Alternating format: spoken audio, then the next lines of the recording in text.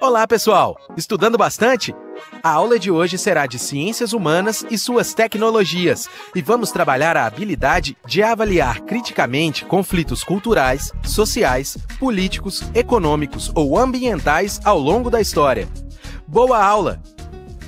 Oi, meu nome é Rogério Ataíde, eu sou professor de História e trouxe para trabalhar comigo hoje o professor Cláudio Falcão. O Rogério me convidou para participar dessa aula, para a gente discutir e conversar sobre conflitos. Conflitos de diversas origens ao longo da história, conversar um pouco sobre esses conflitos. Sem conflito nenhum, vamos falar sobre conflito. Gente, olha, vocês sabem que o Enem trabalha com competências e com habilidades. A competência que nós vamos trabalhar hoje é essa aqui, ó, a de área 3. Olha só o que ela diz. Compreender a produção e o papel histórico das instituições sociais, políticas e econômicas, associando-as aos diferentes grupos, conflitos e movimentos sociais.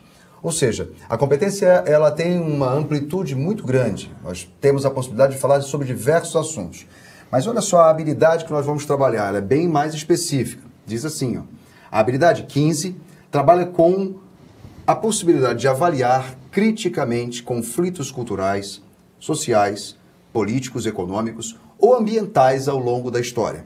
Interessante é que a habilidade ela tende sempre a fechar um pouco mais em relação à competência. A competência ela é sempre mais ampla. Mas nesse caso, essa habilidade é muito ampla, né? A habilidade vai pegar conflitos de diferentes origens, conflitos culturais, sociais, políticos, econômicos, ambientais, ao longo de um período histórico muito grande. Ou seja, uma habilidade que dá a necessidade de trabalhar ela várias vezes, você analisar vários conflitos para poder entender melhor e ter essa habilidade, né, em mente. Rogério. Sabe uma coisa que a gente não falou?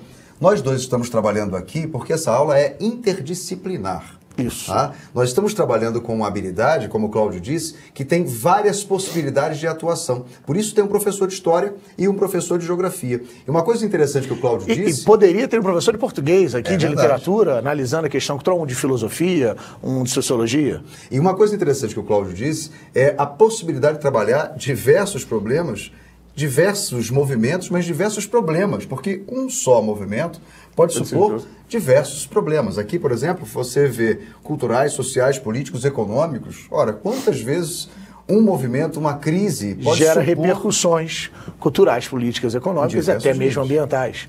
O que a gente escolheu para falar? A gente escolheu conversar sobre a Primavera Árabe. Olha só, nós pegamos um assunto extremamente interessante, atual, já apareceu em prova recentemente e que, claro, tem implicações em diversos níveis. Por isso ela parece completar de maneira mais abrangente todas as possibilidades que a habilidade sugere. Tem uma coisa interessante a falar sobre o ambiente cultural. Esse ambiente, o Oriente Médio, ele tem uma característica que é a diversidade. Na verdade, quando eu falo do Oriente Médio, cabe lembrar que não é o Oriente Médio geográfico. Né? Esse Oriente Médio que a gente está comentando, onde aconteceu e ainda acontece a Primavera Árabe, esse Oriente Médio é o Oriente Médio geopolítico. Ele extrapola as fronteiras do Oriente Médio geográfico. Esse geopolítico, por exemplo, inclui todo o Norte da África. Todo o Norte da África está nesse Oriente Médio geopolítico, e eu digo mais, esse Oriente Médio geopolítico, ele tende a crescer, ele está em expansão. Por que esse Oriente Médio está em expansão? Ao passo que a religião islâmica, né, que é a religião que mais cresce hoje, cresce no mundo, esse Oriente Médio geopolítico cresce também. A influência, as repercussões do que acontece no mundo árabe, no mundo islâmico, no Oriente Médio, acaba tendo um efeito maior. Acaba tendo um efeito maior na Europa, acaba tendo um efeito maior na América, ao passo que a religião islâmica cresce. Então, voltando, o Oriente Médio geopolítico, ele é maior do que o geográfico. O geopolítico, por exemplo, como eu disse, inclui todo o norte da África. E o geopolítico, então, não supõe ficar preso à geografia, ao território. Ao território, não está preso a fronteiras. Essas fronteiras, elas são mais maleáveis, porque são fronteiras não só políticas, mas sim fronteiras religiosas, fronteiras culturais. Por isso que esse Oriente Médio geopolítico, ele é maior do que o geográfico. Mas olha só, essa diversidade ela não é somente política, ela não é também geográfica só. Essa diversidade, ela fala também de aspectos culturais, né? Ué, eu posso pensar em a questão étnica. A gente sempre fala de Oriente Médio e pensa no árabe, né? Ou então lembra do árabe ou do judeu. Cabe lembrar que você tem aí outros grupos existem com destaque para o persa. Né? O Irã, por exemplo, ele é persa. A população do Irã não é uma população árabe. Ou seja, existem elementos comuns da cultura árabe e tal, entre os persas, eles compartilham alguns elementos, que a região é a mesma, mas na verdade é uma outra identidade, é uma outra cultura que tem ali, né? A cultura do persa. A questão também entra pela religiosidade. A própria religião, né? Você tem o islamismo, você tem o cristianismo, você tem o judaísmo, mas a própria religião islâmica... Segmentos diferentes em cada uma delas. Segmentos diferentes em cada uma delas e no próprio islamismo. O islamismo vai apresentar subdivisões, a mais famosa, a mais conhecida, a divisão entre sunitas e xiitas, e isso vai caracterizar, acaba dando elemento para alguns conflitos na região. Só para não deixar passar, os xiitas são os mais radicais. Isso aí foi talvez uma simplificação da questão. Existe essa ideia de que o xiita é mais radical, o sunita é menos radical. Na verdade, isso não se aplica. Diz respeito à questão de a questão, Estado, na né? verdade, ela está relacionada à questão da constituição da religião islâmica. Né? Os sunitas, eles acreditam em 2 livros sagrados, no Corão, né? E na Suna, por isso, sunitas.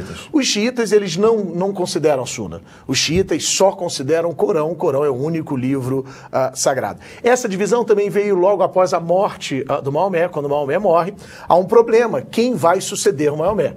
E aí isso acabou gerando uma subdivisão, mas acho que é assunto para outra aula. Mas né? essa história dos xiitas ficarem preocupados com um livro só, né? Isso tem a ver também com aquela ideia de fundamentalismo, só para as pessoas...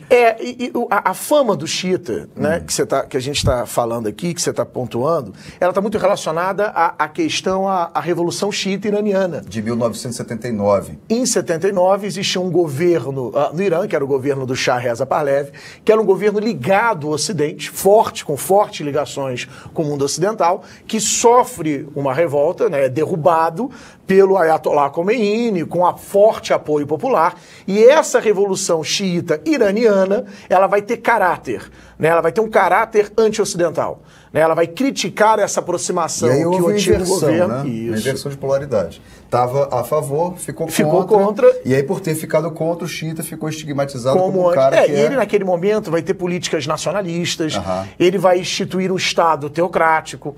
Então a criação dessa teocracia, a criação de um Estado, né, de um discurso fortemente nacionalista, anti-imperialista, anti-ocidental, ajudou a criar essa imagem do xiita como o radical, né? E na verdade existem grupos sunitas que aos nossos olhos, sem ter uma visão etnocêntrica, aos nossos olhos, grupos sunitas têm posturas consideradas pelo mundo ocidental como posturas radicais. Olha, então a gente pode pensar assim, via de regra, a gente acaba simplificando com os xiitas, vistos como mais radicais, e os sunitas como mais moderados. Tá? Mas, na verdade, nós temos uma enorme possibilidade, uma enorme colcha de retalhos para falar sobre essas diferentes formas de interpretação religiosa e organização e definição política. Mas essa diversidade, ela também é muito includente, muito curioso, né? A gente vê isso muito pela comida.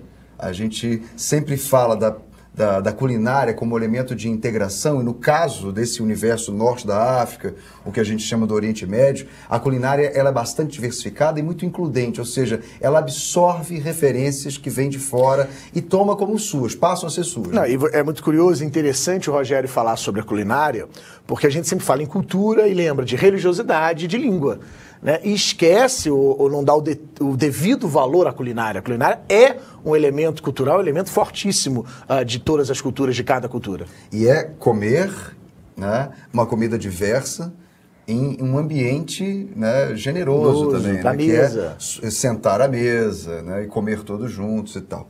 Mas essa forma de integração que a culinária e os hábitos à mesa sugerem, ela tem, na verdade, um contraponto grave que são os conflitos do Oriente Médio. Né? Nós temos, desde o final do século XIX até nossos dias, uma sequência de conflitos que vai se agravando nos últimos anos, não é isso? E esses conflitos nós podemos entender as suas motivações, além das religiosas, das étnicas, culturais, não podemos esquecer do petróleo. Né? Essa região é na verdade, a região que apresenta a maior reserva de petróleo. O mundo nós diminuímos a dependência em relação ao petróleo desde a crise de 73, depois a crise de 79, houve uma redução dessa dependência, é verdade, mas o mundo ainda é muito dependente do petróleo que sai daí, do gás natural, dos hidrocarbonetos que encontramos na região. Então, esse é um fator. Outro fator são as fronteiras. Né? Lembrando que as fronteiras aí são fronteiras artificiais.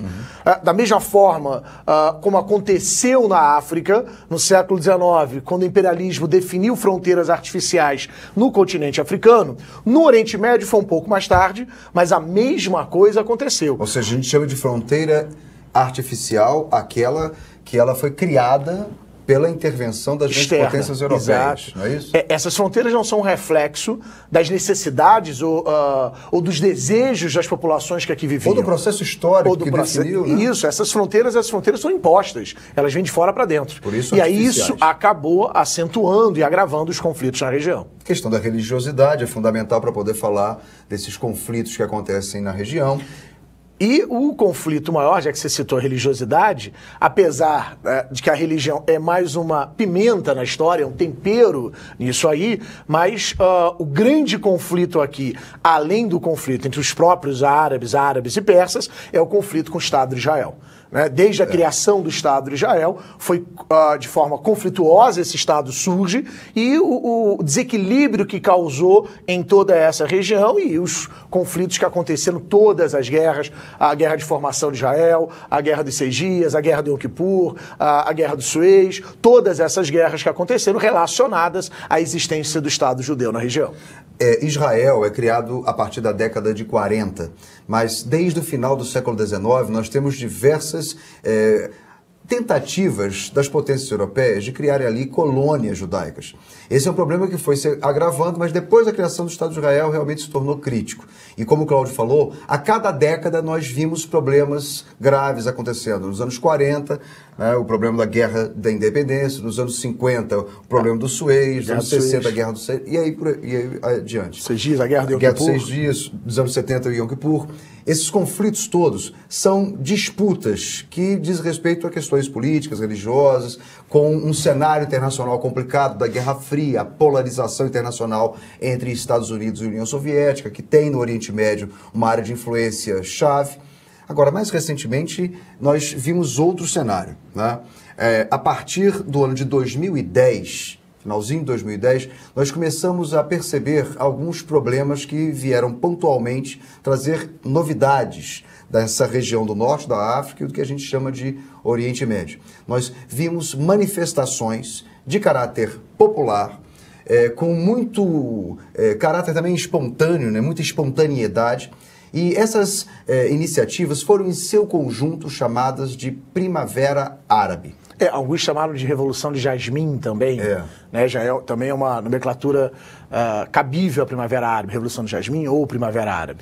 O nome primavera, a expressão primavera, ela já foi usada em outras circunstâncias. Nós já ouvimos falar, por exemplo, na história da Primavera dos Povos, de 1848.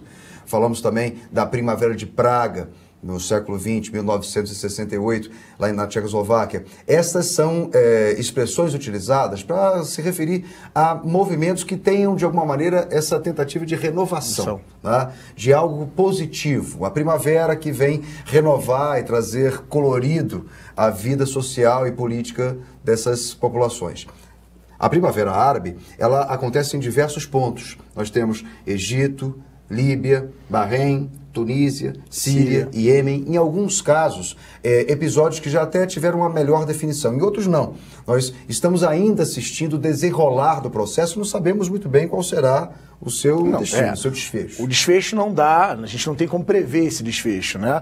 A quantidade de variáveis culturais, políticas, religiosas no Oriente Médio dificultam a previsão. Mas a gente pode tentar entender o que está acontecendo, né? O que aconteceu, o que está acontecendo. Primeiro, São revoluções de cunho popular, né? A população se engajou, a população foi para a rua, vai se manifestar, ela vai se engajar na derrubada de governos ditatoriais. O que você tinha aí, na verdade, eram estados ditatoriais que mantinham, em alguns casos, uma ligação forte com o mundo ocidental, uma ligação forte com os Estados Unidos. Em outros casos, exatamente o contrário. Em outros casos, o inverso. São fruto de revoluções populares que, de alguma maneira, representavam a iniciativa de se opor aos Estados Unidos no ambiente da Guerra Fria. Mas, de qualquer forma, o que todos eles tinham em comum? A luta por democracia. Porque eram estados totalitários, tirânicos, autoritários. Então, nesse momento, a luta para o ambiente democrático. Isso é comum a toda essa Primavera Árabe. A Primavera Árabe, então, ela fala sobre resistência de caráter popular. 2. São movimentos que, de alguma maneira, são rebeldias contra tiranias da região. A busca por democracia. E daí a possibilidade de criar um Estado democrático. Recentemente, a gente vê a tentativa de criar um ambiente eleitoral no Egito que nunca teve eleição, desde a época dos faraós. E o curioso é também lembrar que está relacionado à exclusão social. A gente não pode esquecer a questão social, populações excluídas, onde os benefícios sociais ainda não foram atingidos para a maior parte da população, e aí a revolta também tem esse caráter, além de democrático, social. Pois então, para concluir, a gente pode falar de um outro aspecto extremamente importante da chamada Primavera Árabe, que é o papel exercido pelas redes sociais. Uma coisa fundamental é essa história da rede social não ser o elemento revolucionário, né? É curioso porque a mídia trabalhou muito isso, os jornais abordaram a ideia de que, olha, é uma revolução, né, do Twitter, é uma revolução do celular. Sim, isso são ferramentas. A revolução continua sendo uma revolução de indivíduos. Foram pessoas que fizeram essa revolução e se utilizaram dessas tecnologias de informação como formas de articulação. Mas a revolução continua sendo social porque ela foi feita e ainda está sendo feita por pessoas.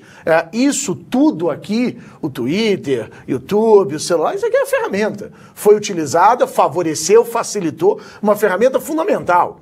Porque talvez no passado os excluídos não tivessem uma capacidade de articulação tão grande.